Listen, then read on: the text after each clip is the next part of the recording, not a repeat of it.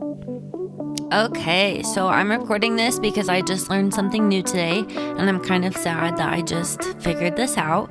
But Baysic Bits, they sell a lot of really cute Freshie molds I'm sure you've seen. This backpack is really popular. It's one that I see posted a lot.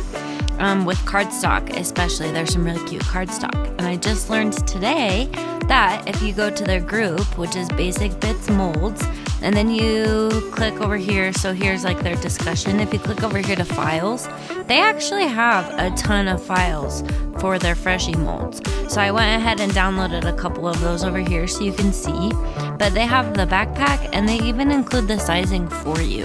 So I think that's pretty awesome. And then like here, they have that other backpack that I was just looking at. They've got the juice box. So hopefully that will save you guys a lot of time because like I said, I had no idea. So there you go. Learned something new today.